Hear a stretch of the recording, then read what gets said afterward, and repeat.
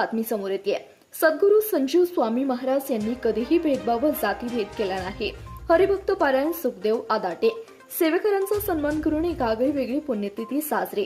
श्री श्रीधर दत्तानंद जुनाड मंदिराचे जीर्णोद्धार निष्कामी सेवा अधिपती बाळ ब्रह्मचारी योगी समर्थ सद्गुरू संजीव स्वामी महाराज यांचे श्री दत्त मंदिर नाझरे वझरे येथे 1995 साली आगमन झाले व त्यांनी मंदिरात कधीही भेदभाव व जातीभेद केला नाही व त्यामुळे आज त्यांच्या पुण्यतिथी सोहळ्यात सर्व जाती धर्माचे भक्तगण उपस्थित आहेत। यापुढेही त्यांचा आदर्श मार्गाने सर्वांनी वाटचाल केल्यास मानवी जीवनात काही कमी पडणार नाही असे हरिभक्त पारायण संजीवदास महाराज यांचे शिष्य हरिभक्त पारायण सुखदेव आदाटे महाराज यांनी पुष्पवृष्टीच्या कीर्तनात श्री दत्त मंदिर नाझरे वझरे तालुका सांगोला येथे कीर्तनात सांगितले।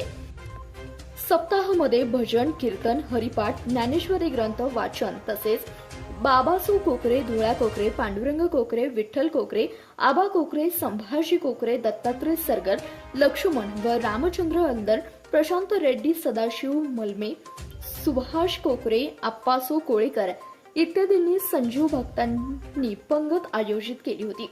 तसेच महास्वामीजींच्या पालखीची नाझरे गावातून संजीव मंडळ यांच्या मनमोहक नाच गाण्यासह भजनी मंडळ नाझरे वाटंबरे अनेक दिंड्या समवेत मिरवणूक काढण्यात आली।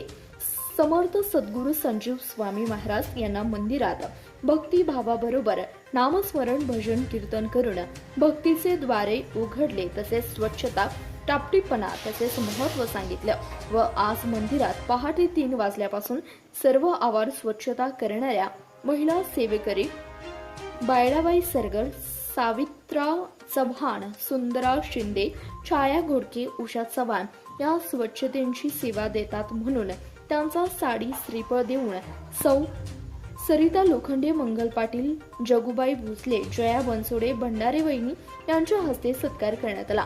तसेच पत्रकार रविराज शेटे यांचाही विनोबुवा पाटील यांच्या हस्ते सत्कार करण्यात आला।